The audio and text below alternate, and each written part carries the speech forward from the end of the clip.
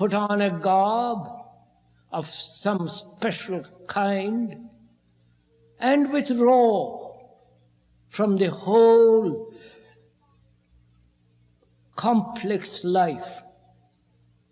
And there are such schools which offer escapes, both in India and in Asia. There are these schools which offer a method, a system, a way which will give perhaps a great sensitivity, perhaps if one is sufficiently silly enough to have visions, to perpetuate the same old sordid life, and escape altogether into some mysterious metaphysical existence. There is that approach to that word with its meaning. Or meditation is the living, not an escape, not an abstraction of life with all its delight, with its sorrow and despair, and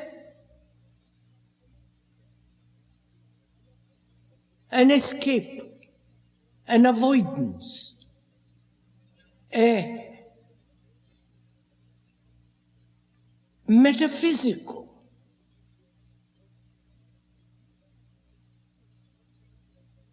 mystical, non-realistic but romantic escape. So we are not using that word as a means of escape, but rather to understand the very existence, the whole meaning of life. I think that has great meaning. And meditation becomes then a benediction, an extraordinary thing that one must understand very deeply.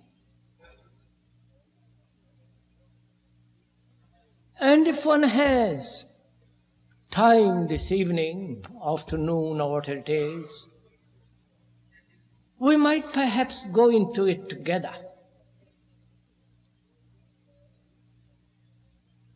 Because that word has now become the fashion to talk about meditation. It's almost on every lip. It is even in the New Yorker. And every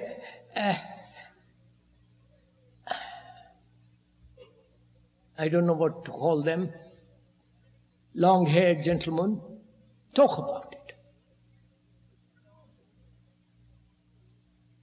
They offer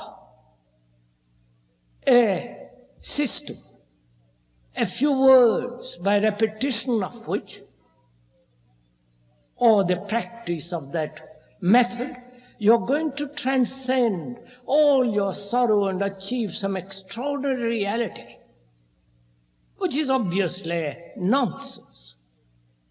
Because a stupid mind, a dull mind, a mind that is conditioned, heavily sodden by its own prejudices and superstitions and conclusions, a dull mind can meditate indefinitely, following a certain method, and it will still remain a dull mind.